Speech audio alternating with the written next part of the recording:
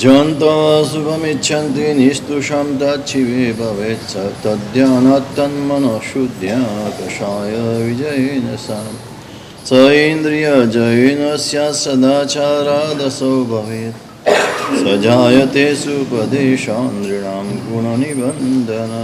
અનંતકારી શાસ્ત્રકાર ભગવાન ચારિત્ર સુંદર ગણી મહારાજા આચાર્યોપદેશક ગ્રંથમાં ભવ્ય જીવોને ઉદ્દેશીને સર્વ સુખનો માર્ગ બતાવી રહ્યા છે. સર્વ સુખ માત્ર મોક્ષમાં છે. મોક્ષ સિવાય ક્યાંય સર્વ સુખ નથી. સુખનો અંશ હોઈ શકે છે, પણ સર્વાંશે સર્વાંગે સુખ માત્ર ને માત્ર મોક્ષમાં છે. અને મોક્ષ ધ્યાનથી પ્રાપ્ત થાય છે.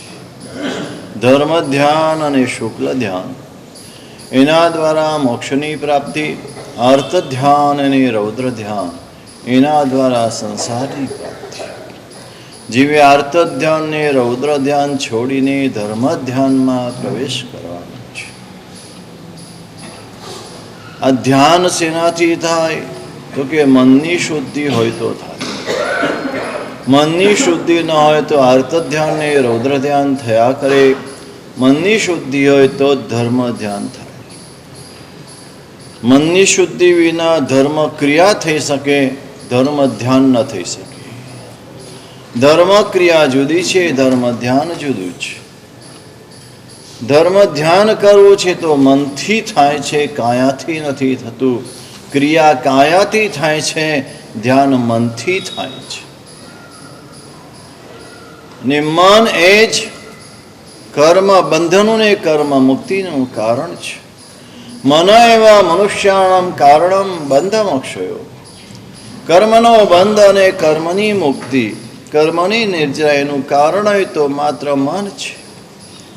માટે મનની શુદ્ધિ કરીએ તો ધર્મ ધ્યાન થાય, અને ધર્મ ધ્યાન કરીએ તો શુક્લ ધ્યાનમાં પ્રવેશ થાય, ને શુક્લ ધ્યાનમાં પ્રવેશ કરીએ તો મોક્ષ થાય. મનની શુદ્ધિ શેનાથી થાય તો કે કષાયના વિજયથી થાય. મનના કષાયો ઓછા થાય, કષાયો મંદ થાય. ક્રોધ, માન, માયા, લોભ, ચારે ચાર કષાયો. કોઈ એક કષાય નહીં, ચારે ચાર કષાયો ઓછા થવા જોઈએ, મંદ થવા જોઈએ. એક પણ કષાય મનની અંદર હશે ત્યાં સુધી મન મેલું રહેશે, મન અપવિત્ર રહેશે, મન ગંદુ રહેશે. મનને શુદ્ધ કરવાને માટે આ કષાયોની મંદતા અનિવાર્ય છે. કષાયોની મંદતાને માટે વિષય ઉપર જય મેળવવાનો છે. 5 ઇન્દ્રિયોના 23 વિષયો છે. ખાવું, પીવું, હરવું, ફરવું, મોજ મજા કરવી, આ બધા વિષયો છે. વિષયો દુઃખ દેનારા લાગવા જોઈએ, જે આપણને સુખ આપનારા લાગે છે. વિષય ન મળે તો દુઃખ થાય છે, વિષય મળે તો સુખ થાય છે. સાધ્વીજી ભગવંતે કાલે પારણું કર્યું. એમને પૂછીએ કે ઉપવાસમાં સુખ હતું કે પારણામાં સુખ છે?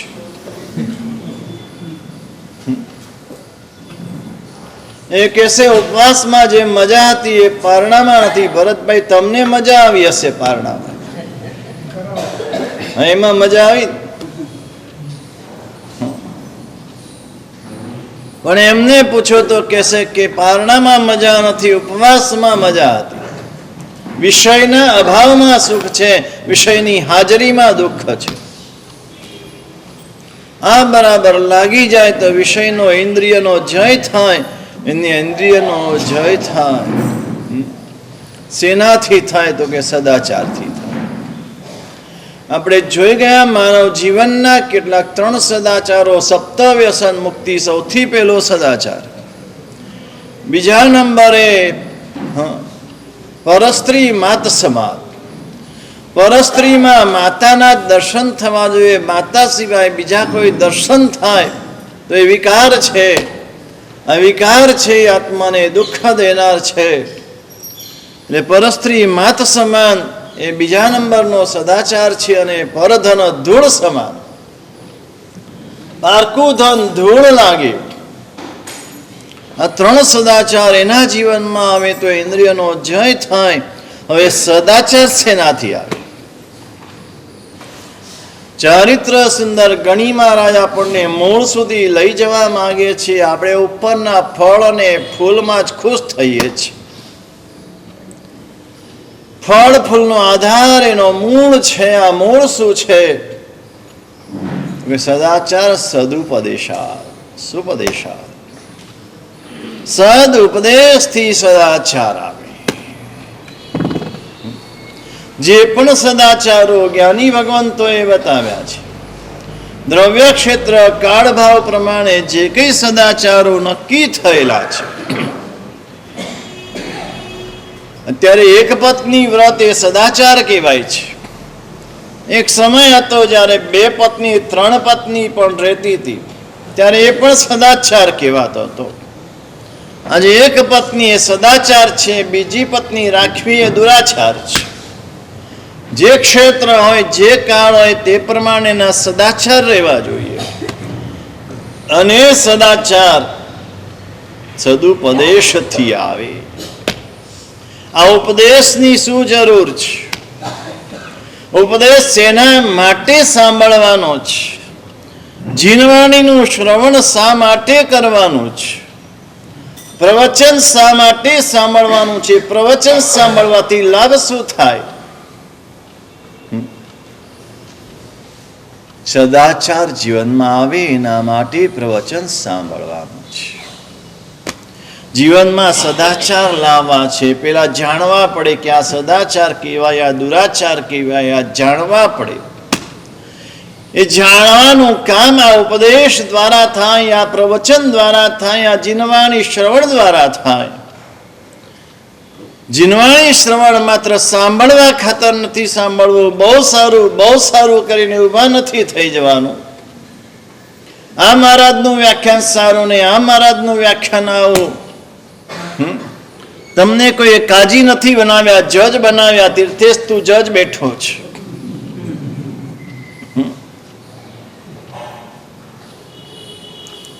કોઈનું નામ દઉં ને એટલે એમ નહીં સમજવાનું કે એને કહું છું. કહેવાનું બધાને હોય છે, ખાલી એકનું નામ દેવાનું હોય છે.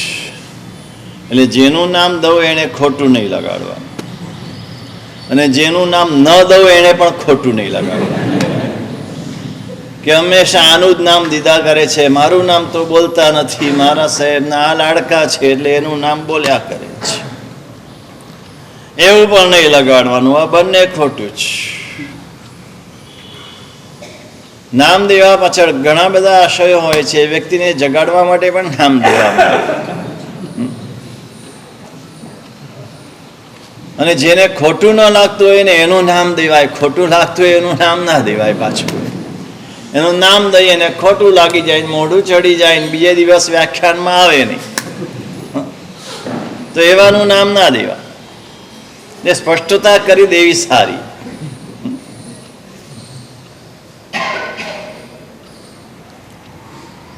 આપણે જજ બની જઈએ છીએ, કાજી બની જઈએ છીએ.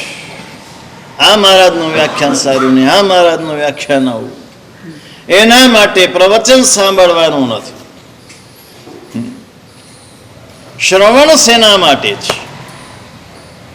શ્રવણ આના માટે છે, સાચું જ્ઞાન મેળવવું છે. સૌથી પહેલો લાભ આ થવો જોઈએ, જે સાચું છે તે જાણવું છે. સાચું શું છે, ખોટું શું છે, સત્ય શું છે, અસત્ય શું છે,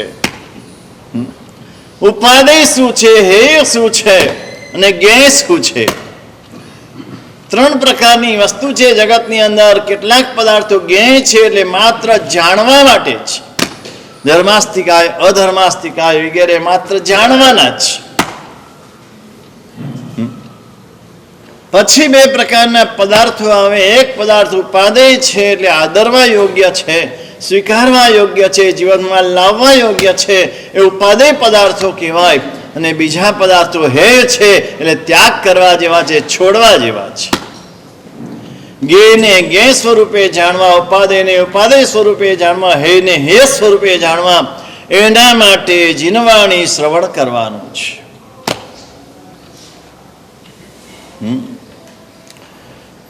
સોચ્ચા જાણી કલ્યાણમ સોચ્ચા જાણી પાવગમ ઉભયંપી જાણી સોચ્ચા જમ સિયમ તમ સમાયારી. સાંભળવાથી શું લાભ થાય, સાંભળવાથી શું લાભ આપણે મેળવવાનો છે?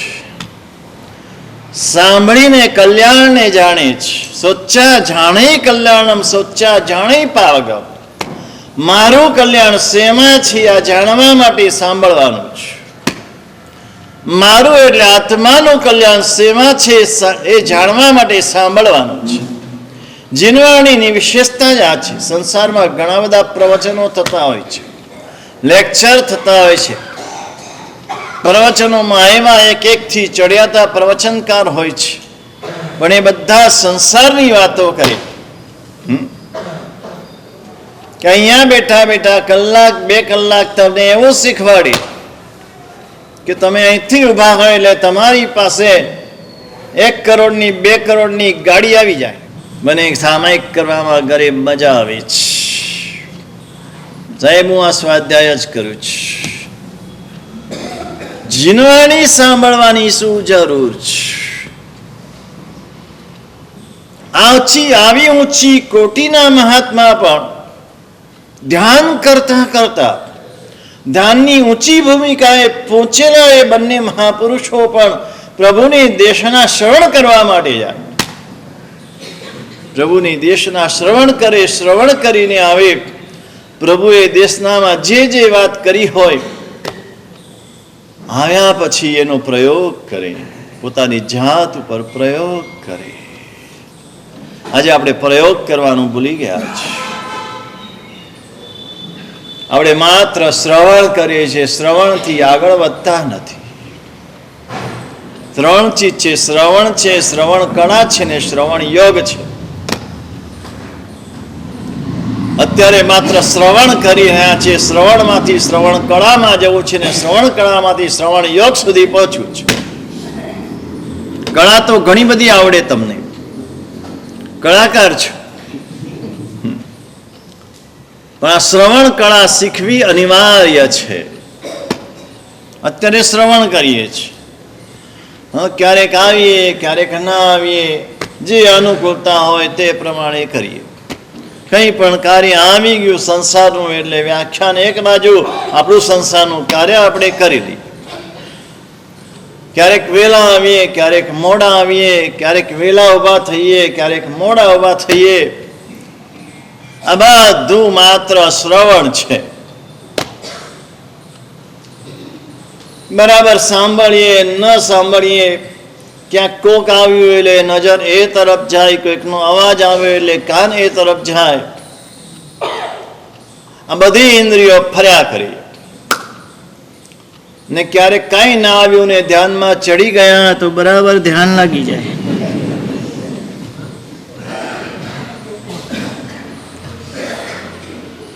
આ બધું શ્રવણમાં આવે. આ શ્રવણ લાભ ન કરી, આવું શ્રવણ કળા વિનાનું શ્રવણ, યોગ વિનાનું શ્રવણ, માત્ર શ્રવણ લાભ ન ખરી. શ્રવણ કરવું તો પૂરેપૂરું કરવું. પ્રથમ ગણધર ગૌતમ સ્વામી ભગવાન 4 જ્ઞાનના ધણી, મતિ શ્રુત અવધિને મન પરવ્યવ. મતિને શ્રુત એવા કે પરમાત્માના કેવલ જ્ઞાનમાં પ્રભુ જે દર્શન સકલ વિશ્વનું કરે છે એ શ્રુત જ્ઞાન દ્વારા એ જાણે છે. પ્રભુના કેવલ જ્ઞાનથી ઓછું નથી શ્રુત જ્ઞાન. અવધિ જ્ઞાન છે, 3 કાળના બધા ભાવોને જાણે છે, ભૂતકાળ, વર્તમાન કાળ અને ભવિષ્યકાળ. આ દિવાલની પેલી બાજુ શું છે એ પણ જાણે છે, આની ઉપર શું છે એ પણ જાણે છે, પાછળ શું છે એ પણ જાણે છે. આખા વિશ્વમાં જે થઈ રહ્યું છે અવધિક જ્ઞાનનો ઉપયોગ મૂકે એટલે જાણે. એટલે ઉપયોગ મૂકવો પડે. વિચાર ઉપયોગ એટલે વિચાર કરવો પડે કે મારા ભાઈ અગ્નિભૂતિ છે અત્યારે શું કરી રહ્યા છે એટલો ખાલી વિચાર કરી લે એની સામે અગ્નિભૂતિ જે કરતા હોય બધું દેખાય. આવું અવધિ જ્ઞાન છે. મનોપ્રવેગ જ્ઞાન મનના પર્યાયોને જુએ છે અને જાણે છે. મનમાં જે કઈ વિચારના જે કઈ સંગની પંચેન્દ્રિય જીવ જે છે, માનવ છે, પશુ છે, આટલા જેટલા સંઘની પક્ષી છે, જલચર છે, સ્થલચર છે, ખેચર છે, જેટલા જેટલા સંઘની પંચેન્દ્રિય જીવ છે એના મનના બધા જ ભાવોને જુએ છે અને જાણે છે. માત્ર એમને વિચાર કરવો પડે આના મનમાં શું ચાલે છે. આટલું જ્ઞાન હોવા છતાં ભગવાને પહેલા દિવસે વૈશાખ સુદ 11ના દિવસે ત્રિપદી આપી. ઉપન્નૈવા વિગમૈવા ધ્રુવૈવા એના ઉપરથી દ્વાદશાંગીની રચના કરી. બીજ બુદ્ધિના ધણી ઇન્દ્રપતિ ગૌતમ સ્વામી 14 વિદ્યા ભણીને આવ્યા છે. 14 વિદ્યાના જ્ઞાનથી પણ હું સર્વજ્ઞ છું એ માનતા હતા. એ ઇન્દ્રભૂતિની વાત છે. પાણીમાં તેલનું બિંદુ પડે ને જેમ પ્રસરી જાય પાણીમાં એમ એક શબ્દ એમના કાને પડે અને બધું જ જ્ઞાન યાદ આવી જાય. એક ગ્રંથનો એક શ્લોક બોલે એટલે આખો ગ્રંથ એમને યાદ રહી જાય. અહીં બીજ બુદ્ધિના ધણી અને એ ગૌતમ સ્વામી ભગવાને પ્રભુની દેશના સાંભળે કે ના સાંભળે. મને તો આવડે છે બધું, મને તો ખબર છે, ઘણું બધું આવડે છે. કેસીભાઈ આજે ઘણા દિવસે આવ્યા છે.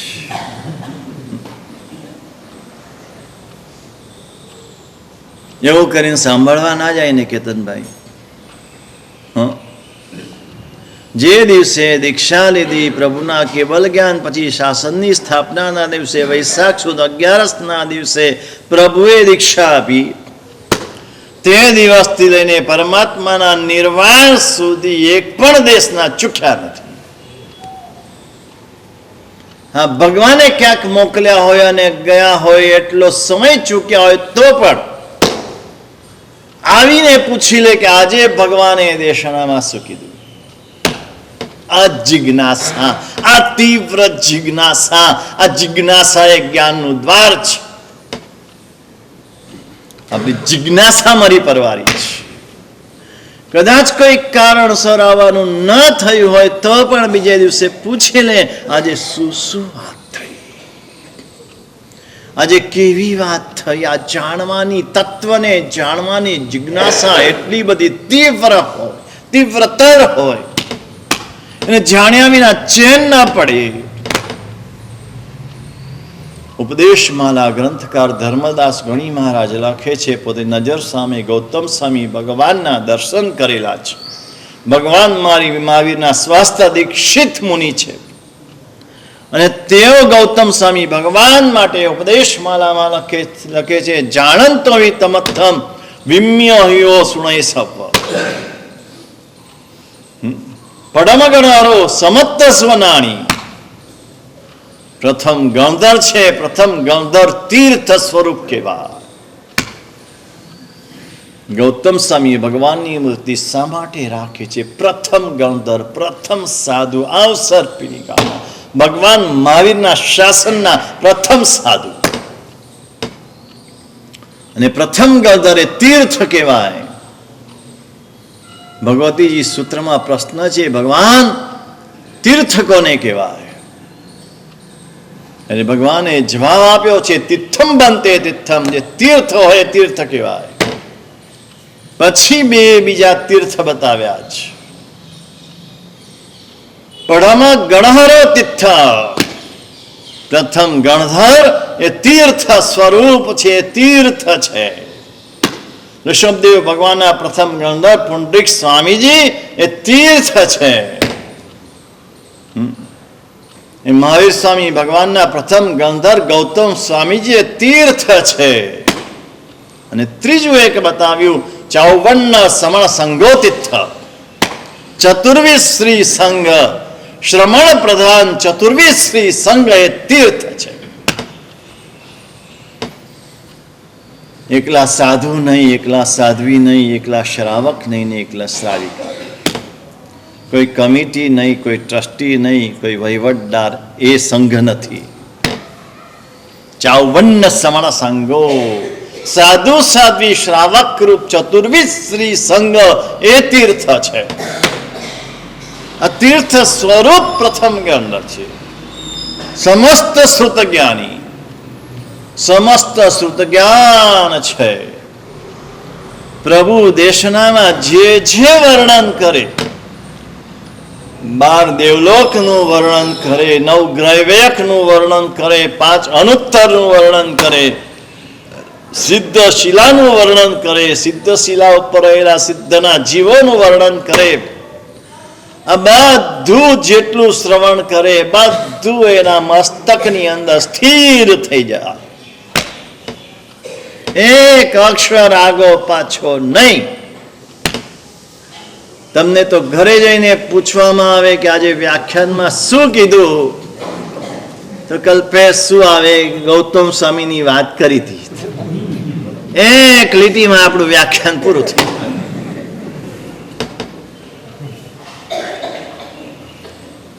પહેલો જે શબ્દ બોલ્યા ત્યાંથી લઈને છેલ્લા શબ્દ સુધીનું બધું જ એમના સ્મરણમાં અકબંધ, એક અક્ષર ઉમેરાયો ન હોય, એક શબ્દ એક અક્ષર ઓછો ન થયો હોય,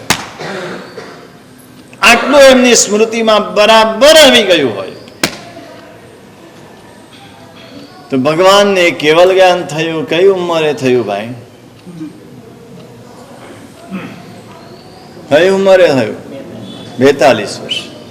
42 વર્ષની ઉંમરે કેવલ જ્ઞાન થયું. 72 વર્ષની ઉંમરે નિર્વાણ પામ્યા. 52 ને 72, 30 વર્ષ સુધી પ્રભુએ અખંડ દેશના આપી. તો 30 વર્ષમાં ઘણી બધી વાત બીજી વાર પણ આવી. નરકનું વર્ણન ફરી આવે, સિદ્ધશિલાનું વર્ણન પણ આવે, દેવલોકનું વર્ણન પણ આવે, 5 મહાવ્રતની વાત પણ આવે. એ બધું સાંભળેલું, સ્વીકારેલું, બરાબર સ્મરણમાં રહેલું હોય છતાં સાંભળે. અને આપણી જેમ સાંભળે, આપણે સાંભળેલું હોય ને આપણને થોડું ઘણું યાદ હોય તો આમ મારા સાહેબ બોલે એની સાથે સાથે આપણે તો બોલવા લાગીએ. છિન્નય સોમ કમ મમસામાં યજત્યાર, મારા સાહેબ બોલે એની પેલા આપણે મનમાં બોલવા લાગીએ. આપણને આવડે છે એટલે છિન્નય સોમ કમ મમસામાં યજત્યાર, આવી રીતે સાંભળે નહીં. જાણંતો વિતમથમ વિમ્ય હિયોષણય સપ, જીનવાણી કેવી રીતે સાંભળવી. શ્રવણ કળા ને શ્રવણ યોગ થવો જોઈએ. આ શ્રવણ છે, શ્રવણમાંથી શ્રવણ કળામાં જવું છે. ગૌતમ સ્વામી ભગવાન જે સાંભળતા હતા એ શ્રવણ યોગ હતો. પહેલા આપણે શ્રવણ કળામાં જવું છે. શ્રવણ કળા કેવી હોય? શ્રવણ કળા કેવી હોય? કળામાં ઘણા બધા માહિર હોય છે. આજે સંગીત કળામાં હોય છે, ચિત્ર કળામાં હોય છે, નૃત્ય કળામાં હોય છે. એક એક કળાઓ તમે જુઓ તો આમ તમે આશ્ચર્યચકિત થઈ જાઓ, એવી એવી કળાઓ હોય છે. આખી દુનિયા ઘણી બધી કળાઓ શીખવાડે છે. શ્રવણ કળા માત્ર ભગવાને શીખવાડે છે. બોલવાની કળા શીખવાડે છે, વક્તૃત્વ કળા શીખવાડે છે, પણ શ્રવણ કળા દુનિયામાં ક્યાંય શીખવાડવામાં નથી આવતી. એકમાત્ર ભગવાને શીખવાડી છે. કારણ ભગવાન જાણે છે બોલવાથી કલ્યાણ નથી, સાંભળવાથી કલ્યાણ છે. બોલવાથી કોઈનું કલ્યાણ થયું નથી, સાંભળવાથી કલ્યાણ અનેક અનેક અનેક આત્માઓનું થયું છે.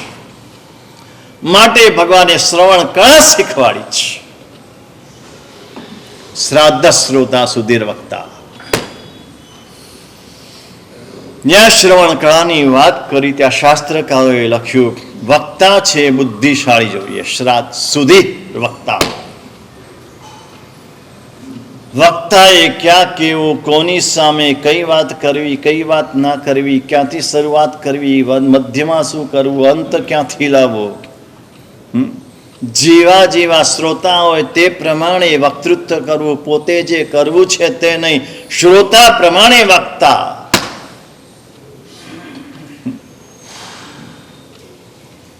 સુધીર વક્તા, બુદ્ધિશાળી વક્તા જોઈએ, પણ શ્રોતા કેવા જોઈએ તો કે શ્રદ્ધાળુ જોઈએ, શ્રદ્ધાવાન શ્રોતા જોઈએ, દ્રઢ શ્રદ્ધા હોય, જે સાંભળી રહ્યો છે એ પ્રભુના વચન ઉપર અવિચલ શ્રદ્ધા હોય. હું રાજહંસ સૂરીના મુખે નથી સાંભળી રહ્યો, હું ભગવાનનું વચન સાંભળી રહ્યો છું, આ ભાવ જોઈએ. હું કહેતો નથી, હું ચારિત્ર સુંદર ગણી મહારાજની વાત કરું છું. એમના મર્મ અને એના રહસ્યને તમને સમજાવવા માટે મારો પ્રયત્ન હોય છે કે તમે જાણો, તમે સમજો તો તમારા આત્માનું કલ્યાણ થાય. જાણ્યા વિના, જ્ઞાન મેળવ્યા વિના આત્માનું કલ્યાણ ન થાય. આજ સવારે જ વાચનાની અંદર વાત આવી,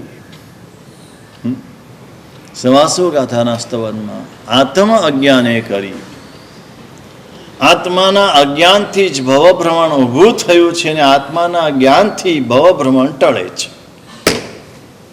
બોલો, સંક્ષેપમાં કેટલું બધું કહી દીધું. સમગ્ર ભવભ્રમણનું મૂળ કારણ હોય તો આત્માનું અજ્ઞાન છે.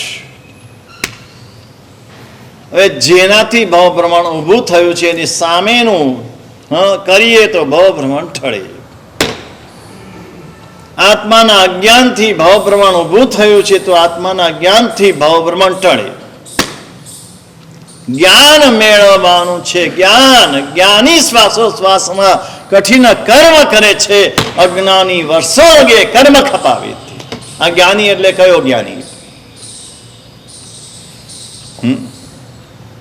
અજ્ઞાની એટલે કયો જ્ઞાની? આત્મજ્ઞાની. આ જ્ઞાની એટલે આત્માનો જ્ઞાની, આત્મજ્ઞાની છે. શ્વાસોશ્વાસમાં, એક શ્વાસોશ્વાસમાં જેટલા કર્મો ખપાવે. અજ્ઞાની વર્ષો સુધી તપ જપ કર્મ ક્રિયા કરે તો પણ એક કર્મ ના ખપે, એ જ્ઞાની એક શ્વાસોશ્વાસમાં ખપાવે. આ જ્ઞાનની તાકાત છે. માટે કીધું પ્રથમ જ્ઞાન ને પછી અહિંસા. જ્ઞાન વિના અહિંસા પણ નકામી છે. પેલા જ્ઞાન મેળવે પછી અહિંસા, પેલા જ્ઞાન મેળવે પછી તપ, પેલા જ્ઞાન મેળવે પછી ક્રિયા.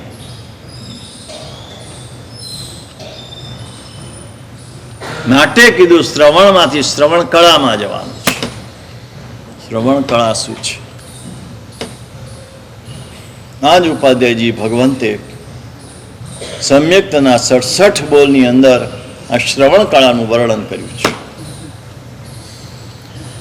બીજું કઈ ન કરી શકો ને. ઉપાધ્યાય અશોકવિજયજી મહારાજાના ગુજરાતી જેટલી રચના છે ને એનું સારી રીતે અધ્યયન કરો ને સમગ્ર જીન શાસનનો માર્મિક બોધ થઈ જાય, તાત્પર્ય બોધ થઈ જાય. અને ગુજરાતી છે, સંસ્કૃત નથી, પ્રાકૃત નથી, અર્ધમાગધી નથી, આપણી ગુજરાતી ભાષામાં રચના કરી છે. ને મારા ગુરુ ભગવંતે યશોવાણીના નામે આખો આટલો ચોપડો બહાર પાડેલો છે. એમાં એમની સમગ્ર ગુજરાતી રચના આવી જાય, બહાર પડી જ છે. પણ બહાર એમને એમ પડી છે. આપણે બધા નીકળી જઈએ છીએ, પેલા 5 રૂપિયા 10 રૂપિયાની પ્રભાવના લઈને નીકળી જઈએ. પુસ્તકનો આપણને રસ નથી.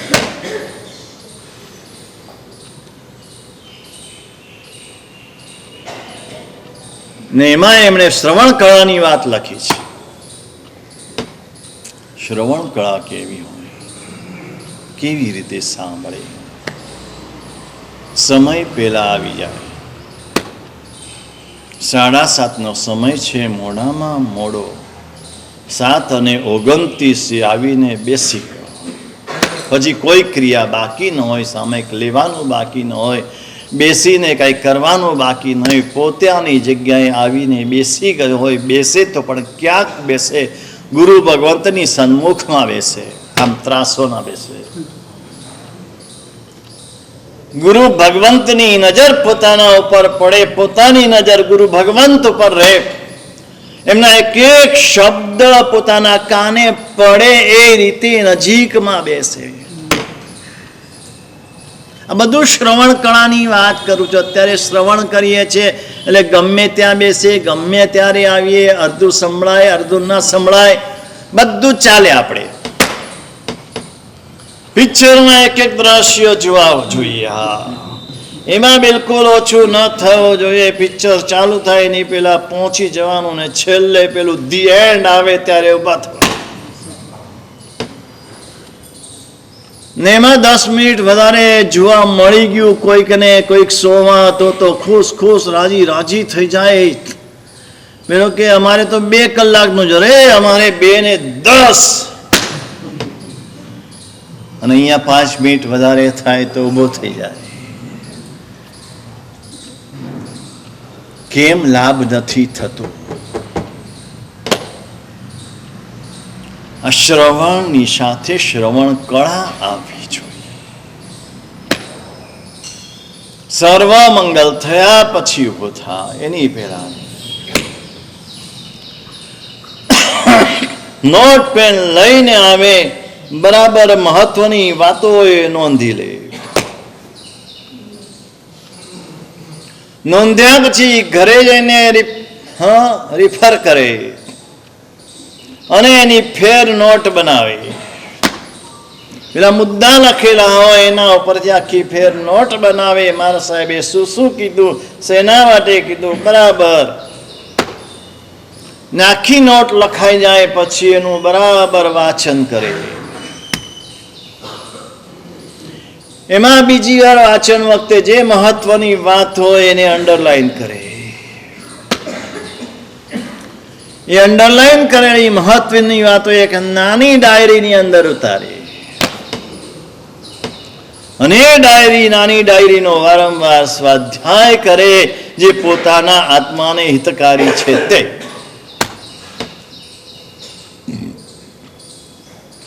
ઉપાધ્યાયજી મહારાજે શ્રવણ કળાની બહુ સરસ મજાની વાત કરી છે. શ્રવણ કળા કોને કહેવાય? તરુણ સુખી સ્ત્રી પરવર્યો ચતુર સુણે સુરગીત, તેહથી રાગે અતિ ઘણો ધર્મ સુણ્યાની રીત. ધર્મ સાંભળવાની રીત શું છે? આપણને અર્થ અને કામની દેશના ગમે છે. પૈસા કમાવાની કોઈ વાત કરે ને તો આમ બરાબર કાન દઈને સાંભળીએ, કેવી રીતે પૈસા કમાવાય, પૈસા કેવી રીતે મળે, વધારેમાં વધારે પૈસા કઈ રીતે કમાવાય, બરાબર કાન દઈને સાંભળીએ. પેલો સંગીતકાર આવે ને આમ સંગીત બરાબર વગાડતો હોય તો એની સાથે સાથે ગાવા લાગે, એની સાથે સાથે ચૂમવા લાગે, નાચવા લાગે. કામ છે.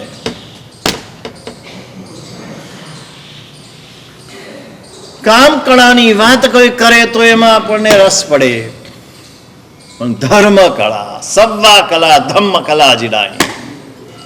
સર્વ કળાના સૌથી ચડિયાતી કળા હોય તો ધર્મ કળા છે. ધર્મ કળા જેને આવડી એને જગતની બધી કળા આવડી ગઈ. ધર્મ કળા નથી આવડી એને જગતમાં કશું નથી આવડ્યું. ધર્મ કળા એટલે ખાલી સામાયિક લેતા આવડે એટલું નહીં. ધર્મ કળા એટલે અતિચાર ને હજી શાંતિ આવડે છે એટલે આપણને બધું આવડી ગયું એવું નહીં. પ્રમોદભાઈ, ધર્મકળા એટલે 45 આગમની પૂજાની ઢાળો આપણને આવડે છે એટલે ધર્મકળા આવડી ગઈ એવું નહીં. એ બાહ્ય જ બાહ્ય ક્રિયા છે. અંતરંગ ધર્મ જે છે, આત્માના અંદરના ભાવો, અંદરના પરિણામો છે, એ ધર્મ છે. પરિણામોને સાચવતા આવડી ગયો, પરિણામોને જાળવતા આવડી ગયું. કઈ પરિણામ આપણા બગે નહીં, ભાવો બગડે નહીં, ભાવો શુદ્ધ થાય, ભાવો ઊંચા ઊંચા આગળ વધતા જાય. આ કળા જેને આવડી ગઈ એ ધર્મ કળા છે. અને શ્રવણ કળાની વાત ઉપાધ્યાયજી ભગવંતે કરી છે. તરુણ સુખી સ્ત્રી પરવર્યો. તરુણ હોય, તરુણ અવસ્થા, યુવા અવસ્થાની પેરાની અવસ્થા, 18 થી લઈને 25 વર્ષ સુધીની અવસ્થા સમજી લો. તરુણ હોય, સુખી હોય, બધી વાતે ધન ધાન્ય કુટુંબ પરિવાર આરોગ્ય બધી વાતે સુખ હોય, કોઈ વાતે શરીર એકદમ તંદુરસ્ત હોય, પરિવાર બધો એના ઉપર પ્રેમ વાળો સ્નેહ વાળો લાગણી વાળો હોય, ધન ધાન્યથી ભરપૂર હોય, આવક પુષ્કળ હોય, આમ પેટ ભરીને જમી શકતો હોય, બરાબર ઊંઘ આવતી હોય, સરસ મજાના કપડાં પહેરવાના હોય, આભૂષણો હોય, સ્નેહી સ્વજન હોય, મિત્રો હોય, સમાજમાં એનું નામ હોય, કીર્તિ હોય, યશ હોય, પ્રતિષ્ઠા હોય, પદ હોય, બધું હોય, અસુખી. તરુણ સુખી સ્ત્રી પરવરેઓ લગ્ન થયા હોય, તાજા લગ્ન થયા હોય, ગઈકાલે જ મેં વાત કરી હતી. અને સ્ત્રી પતિ અને પત્નીની સાથે પોતાના 5 માળની હવેલીમાં 5મા માળે ઠંડો ઠંડો પવન આવતો હોય ને એમાં એ પેલું ઝરૂખો હોય ને ઝરૂખામાં 2 જણા બેઠા હોય ને સામે સરસ મજાનું સંગીત વાગતું હોય, પાછો ચતુર હોય, મારા જેવો અક્કલનો અથબીર ના હોય,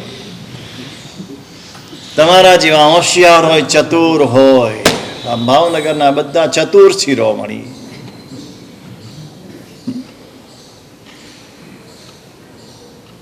હોશિયાર હોય, સંગીતને જાણતો હોય, સંગીતને સમજતો હોય,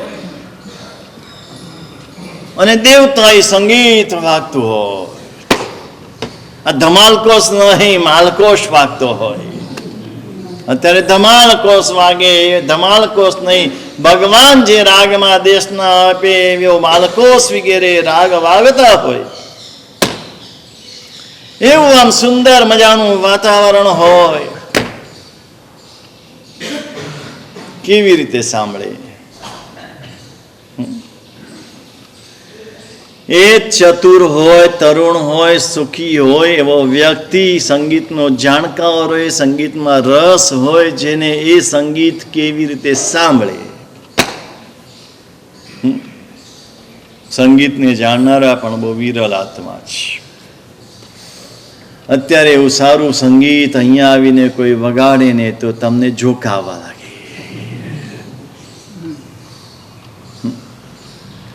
ક્યાં કરતો હતો, ક્યાં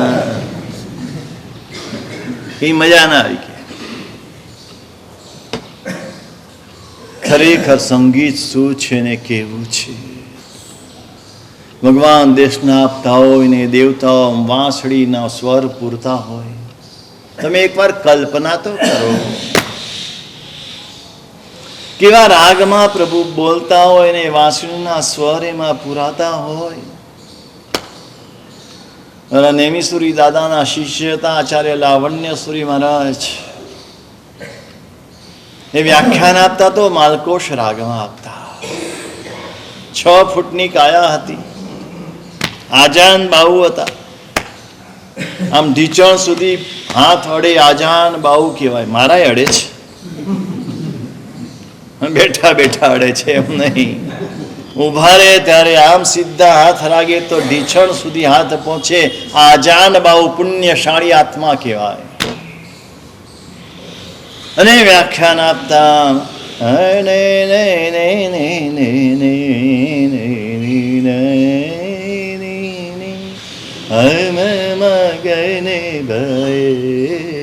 પ્રભુ ધ્યાન માલકોશ રાગ છે. આવી રીતે વ્યાખ્યાન આપે. ભગવાન પણ માલવ કૈશિકી મુખ્ય માત્ર માલકોશમાં નહીં, માલકોશ જેવા અનેક રાગોમાં પ્રભુ દેશના આપે. કારણ માલકોશ રાગ સીધો હૃદયને સ્પર્શે તેવો રાગ હોય તો માલકોશ રાગ છે. અને માટે રાગમાં દેશના આપે કે હૃદય સુધી મારી વાત પહોંચાડવી છે, એના હૃદયને અસર કરે. માત્ર કાન સુધી પહોંચીને અટકી ન જાય, માત્ર ગળા સુધી પહોંચીને અટકી ન જાય, અંદર ઉતરે. પેલો કળાકાર 3 પૂતળી બનાવીને લાવ્યો હતો ને, 3 પૂતળી એક સરખી હતી, એક સરખી. બહારથી જુઓ તો કોઈ અંતર નહીં, 3 સરખી જ લાગી. રાજાને ગમી ગઈ. રાજાએ એને દ્રવ્ય પૂછ્યું. મંત્રીએ, રાજા તો ના પૂછે. રાજાએ તો મંત્રીને કહી દીધું, આપી દો જે હોય તે. પણ મંત્રીએ દ્રવ્ય પૂછ્યું તો કે આ એક છે ને 1 લાખ રૂપિયાની, આ બીજી છે 1 રૂપિયાની, અને ત્રીજી છે 2 સાથે 1 મફત, ફ્રી. 2 ઉપર 1 ફ્રી. હા, આજે નતું તે કાળથી હતું. આશ્ચર્ય થયું બધાને, આવું હોતું હશે? 3 એક સરખી છે ને 3ના ભાવમાં આટલું બધું અંતર? તો કે આ જ પ્રમાણે મારે વેચવાની છે, આમાં કોઈ ફેરફાર નહીં. પણ એ તમારે શોધવાનું છે કે આમાં લાખ રૂપિયાવાળી કઈ, રૂપિયાવાળી કઈ, અને કાનો માત્ર વિનાની છે કઈ. બધા મંત્રીઓ પણ બધા આભા બની ગયા કે આમાં કેવી રીતે શોધવાનું. ઉપર નીચે આજુ બાજુ ફેરવી ફેરવી ફેરવીને જોયું, કાંઈ મળે નહીં. ને છેવટે મંત્રી કે હવે કાલે જવાબ આપીશું. મંત્રીઓ રસ્તો કાઢે, ને રસ્તો કાઢે એ મંત્રી કહેવાય. હા, રસ્તો ઉલઝાવી નાખે ને એ મંત્રી ના કહેવાય. એને રસ્તો કાઢવો જોઈએ. એટલે કાલ ઉપર કરી દીધું. કંઈ પણ આવું કામ હોય ને, માથું ખંજવાળવું પડે આપણે, એવું કંઈક આવે ને તો કાળ નિર્ગમન કરી દેવાનું. આજનું કાલ ઉપર ટાળી દેવાનું. ગમે તે ટેન્શન આવ્યું, કંઈક ચિંતા આવી, કાંઈ પણ આવ્યું ને, કાંઈ નહીં, આજે નહીં કાલે. તો કાલે કાંઈક રસ્તો ભગવાનની દયાથી નીકળી જાય. ને લઈ ગયા, કાલ ઉપર ટાળીને ઘરે લઈ ગયા. પણ ઘરે લઈ ગયા પછી મંત્રીને ચેન ના પડે, ખાવાનું પીવાનું સુવાનું કાંઈ ગમે નહીં. એ 3 પૂતળી લઈને બેસી રહ્યા. એ ખબર પડતી નથી. એમાં એની દીકરીએ જોયું કે આજે બાપાને નથી જમવામાં ઠેકાણું, નથી ચિત્ત ઠેકાણું, ક્યારના આમથી આમ આટા ફેરા કરે છે, ને 3 પૂતળી સામે જોયા કરે છે.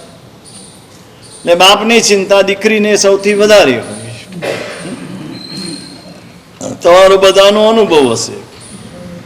એટલે આજે ઘણા છે ને એમાં ઈચ્છે કે સાહેબ દીકરી આવે તો સારું. કે પેલા દીકરાની ઈચ્છા કરતા હતા કે દીકરો આવે તો સારું, મારો વંશ જળવાય. પણ હવે દીકરાના લક્ષણ જોઈ લીધા, દીકરાના લક્ષણ પારણામાંથી. એટલે કે આના કરતા ભગવાન દીકરી આપે તો સારું. કે દીકરીને ચિંતા થઈ બાપાની. એટલે બાપાને પૂછ્યું કે બાપા શું છે, કેમ ચિંતામાં છો? તો કે કાંઈ નહીં, હવે તું તારે બેસ, તું નાની છે, તને ખબર ના પડે. બાપાને એવું જ થાય ને, હા તું નાની જ. પાછી ફરી વાર આવી કે બાપા શું છે, તમે કહો મને, કંઈક રસ્તો નીકળશે. પછી બાપાએ કીધું કે જો આવું છે, આમ થયું છે દરબાર, હા રાજ દરબારમાં હું આ લઈને આવ્યો છું, પણ કંઈ ઉકેલ સૂચતો નથી, કાલે આનો જવાબ આપવો પડશે. કે બાપા શું ચિંતા કરો, હમણાં કીધું કે બેસ હજુ મોડું ધોતા તો આવડતું નથી તને. હા કે બાપા ચિંતા ન કરું, આ લઈ જાઉં છું. લઈ ગયા એક બાજુ, બેસી ગઈ એની સામે. થોડી વારમાં લઈ આવી બાપા પાસે. બાપા જવાબ મળી ગયો. શું મળી ગયો? હું ક્યારનો વિચારું છું, મને મળ્યો નથી, તને એટલી વારમાં જવાબ મળી જતો હશે. અરે જોઈ લો, મળી ગયો. આમ આમ ને આમ, આના લાખ રૂપિયા, આનો 1 રૂપિયો, આ મફત. તો કે ખરું શોધ્યું તે?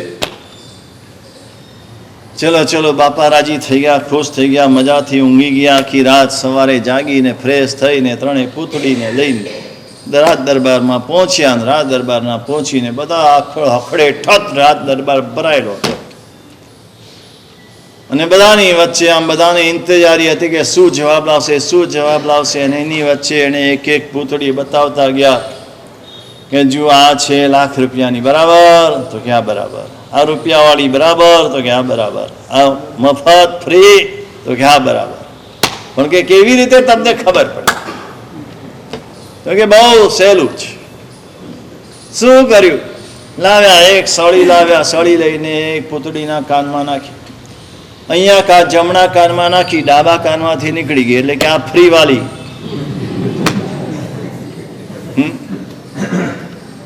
એક કાનમાં સાંભળે ને બીજા કાનમાં નીકળી જાય, અહીંથી ઊભા થાય એટલે ખંખેરીને ઊભા થઈ જવાનું. બધું જાજમ ઉપર રહે ને કટાશના ઉપર રહે, કટાશનું વાળીને મૂકી દેવાનું. ત્યાં ફ્રી વાલી. પછી બીજાના કાનમાં નાખ્યું તો કાનમાં નાખીને મોઢામાંથી નીકળ્યું, એટલે કે આ રૂપિયા વાલી. હા, અહીંથી સાંભળે કોઈક રસ્તામાં મળે એને વાત કરે કે આજે આવી વાત થઈ ને આજે આવી વાત થઈ, એમાં નબળી વાત હોય એ યાદ રહે. મારા સાહેબ આજે બહુ ગુસ્સે થઈ ગયા, એટલું યાદ રહે. પછી 1 કલાક પ્રવચન આપ્યું એ કશું યાદ ના હોય કે આ રૂપિયા વાલી. અને ત્રીજાને આમ સોળી નાખી તો પેટમાં ઉતરી ગઈ કે આ 1 લાખ રૂપિયા વાળી. જે કંઈ સાંભળે બધું અંદર ઉતરી જાય, કશું બહાર ન જાય, બધું અંદર ઉતારી દે.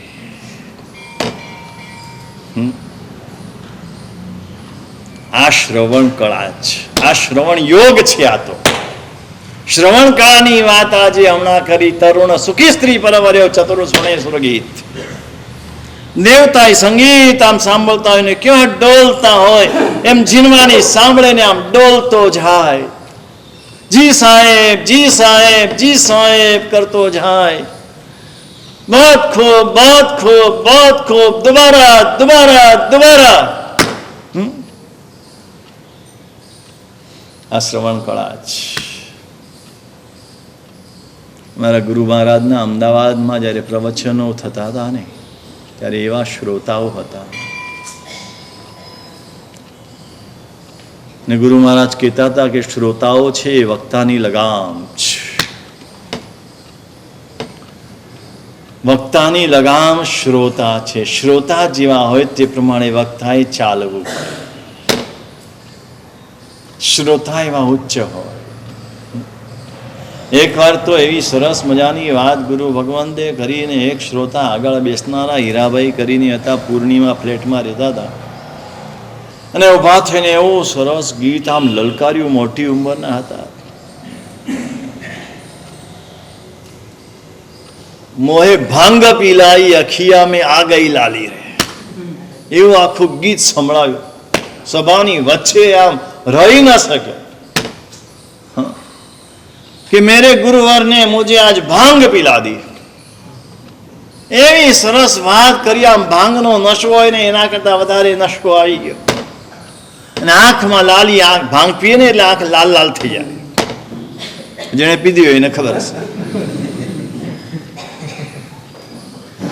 હમણાં ચાલે જ છે ભાવનગરમાં, 4 બાજુ ચકચાર ચાલુ જ છે. એ એવા શ્રોતા હોય, આમ સાંભળીને ઉભા થઈ જાય, નાચવા લાગે. અમદાવાદની અંદર વિદ્યાશાળામાં પર્યુષણનો 4થો દિવસ હતો. વર્ષો પહેલાની વાત, લગભગ 101 વર્ષ પહેલા. અને 4થા દિવસે કલ્પસૂત્રનું વાંચન ચાલુ થાય. 4થા દિવસે જ આવે ને પ્રવીણભાઈ? પહેલા 3 દિવસ 28 વ્યાખ્યાન, અને 4થા દિવસે કલ્પસૂત્રનું વ્યાખ્યાન. પ્રથમ વખાણે ધર્મ સારથી પદ બીજે સુપનાચારજી. અને કલ્પસૂત્રનું વ્યાખ્યાન થયું, અને જે ગુરુ ભગવંત પાઠ ઉપર બેઠા હતા એમણે શરૂ કર્યું. પ્રણમ્ય પરમશ્રેયસ્કરમ શ્રી જગદીશ્વરમ કલ્પે સુબોધિકામ કુર્વે વૃત્તિમ બાલોપકારિણીમ. સંસ્કૃતની અંદર સુબોધિકા જે વિનય વિજય મહારાજે રચેલું છે એ કલ્પસૂત્રનું વ્યાખ્યાન શરૂ કર્યું. પેલા શ્રાવક ઉભા થઈ ગયા. સાહેબ, આજે સંસ્કૃતમાં અમને સાંભળવા મળશે કલ્પસૂત્ર. ધન્ય થઈ ગયા, ધન્યથી ધન્ય થઈ ગયા. આજે અમારો સોનાનો સૂરજ ઉગ્યો. ખાલી આટલા સારા શબ્દો બોલીને અટકી ન ગયા કિરીટભાઈ, સીધા ઘરે દોડ્યા. તે વખતે ચાંદીના રૂપિયા, પેલા રાણી છાપ રૂપિયા હતા. એની આખી કોથળી ભરીને લઈ આવ્યા અને રાણી છાપ ચાંદીના રૂપિયાની પ્રભાવના કરી. શેના માટે કરી? આજે મારા ગુરુ ભગવંતે કલ્પસૂત્ર સંસ્કૃતની અંદર વાંચન કર્યું, કારણ કે ત્યાં સુધીમાં ગુજરાતી ટબો ખીમસાહી વંચાતો હતો. સંસ્કૃત કોઈ ભણેલું નહોતું. ગુરુ ભગવાન સંસ્કૃત ભણ્યા અને સંસ્કૃતમાં વ્યાખ્યાન વાંચ્યું. આનંદ થઈ ગયો. આખી સભા નાચવા લાગી. આ શ્રોતા છે, આ શ્રવણની કળા છે. કેવી આ મસ્તીથી સાંભળે. સંગીતની છે ને એક વાત આવે છે, સમય થયો છે,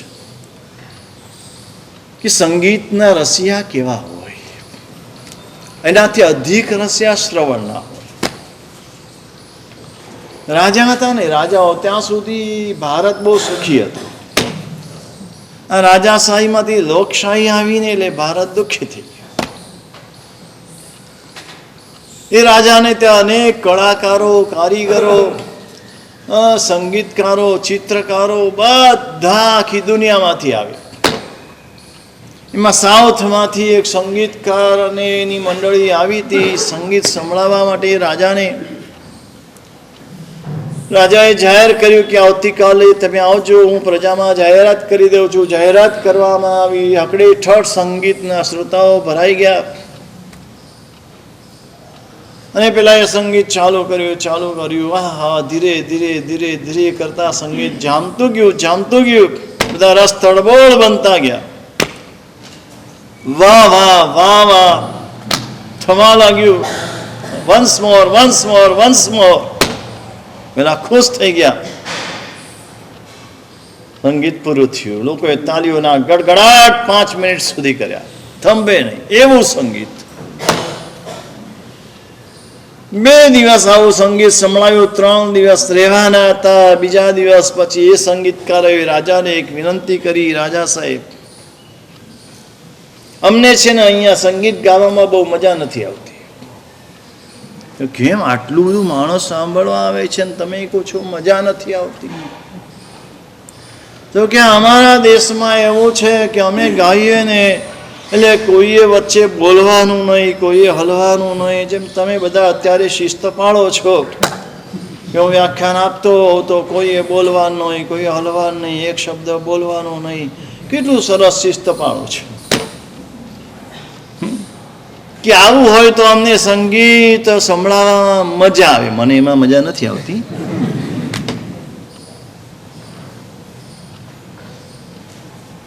તો અમને મજા આવે.